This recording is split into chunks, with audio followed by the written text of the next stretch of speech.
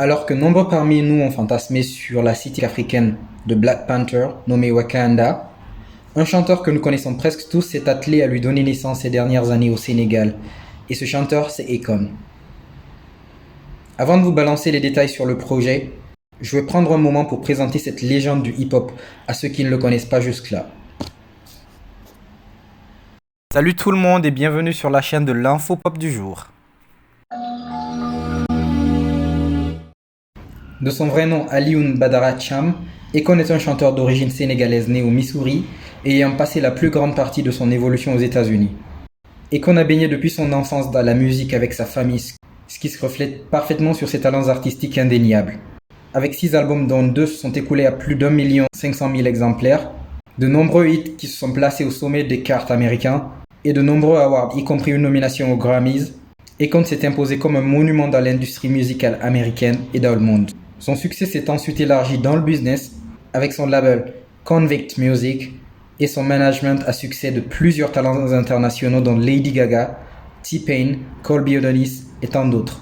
Alors Akon, contrairement à de nombreux artistes afro-américains, était parfaitement capable de tracer ses origines en Afrique de l'Ouest, ce qui lui a facilité la reconnexion avec ses origines quand il l'a souhaité. En 2014, il décide de se mettre au service de ses origines et crée le programme Akon Light in Africa, qui fournit de l'électricité solaire à plus d'1 million de foyers dans 14 pays africains. C'est après le succès de ce programme que l'idée de créer le Dubaï africain lui vient.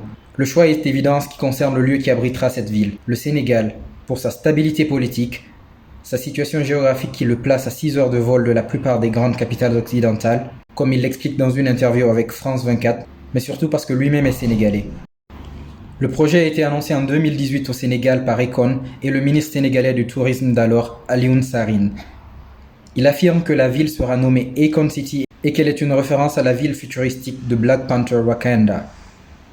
Elle s'étendra sur 800 hectares sur la côte près du village de Mbodjen, aura des édifices et un style authentique inspiré des sculptures africaines, et comportera un centre éducationnel, un centre médical et un centre digital pour développer de nouvelles technologies, un commissariat de police, une caserne de pompiers, bref, tout ce dont une ville moderne aurait besoin pour fonctionner. En plus, le projet prévoit que la ville soit entièrement éco-responsable, qu'elle fonctionne grâce à de l'énergie renouvelable, ce qui est une bonne façon de mettre en lumière son projet Akon Light in Africa. L'un des aspects du projet qui est le plus intéressant, c'est le modèle économique qu'il entend adopter. Le projet prévoit que la ville fonctionne exclusivement avec une crypto-monnaie créée par Akon lui-même, pour sortir de la controverse qu'a connue la monnaie nationale du Sénégal, le franc CFA, au cours de ces dernières années. Le projet a été adopté par le gouvernement sénégalais le 13 janvier 2020.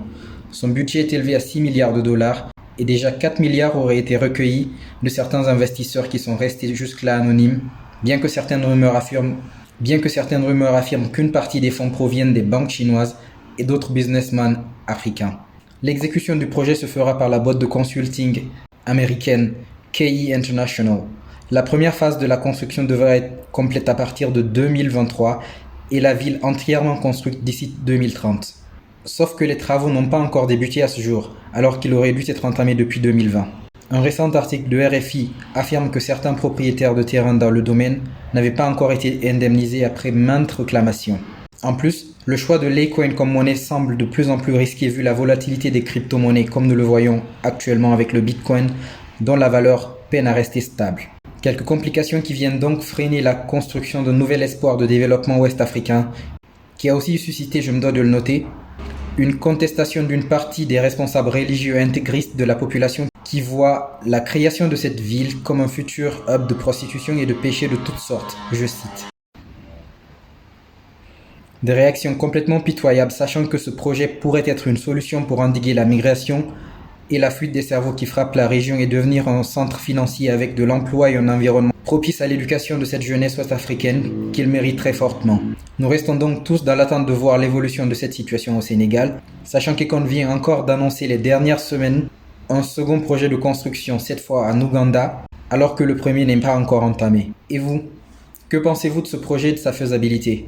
Faites-moi parvenir vos idées dans les commentaires et n'oubliez pas de liker la vidéo, de vous abonner et d'activer la cloche des notifications pour plus de contenu de ce genre. Merci et à bientôt.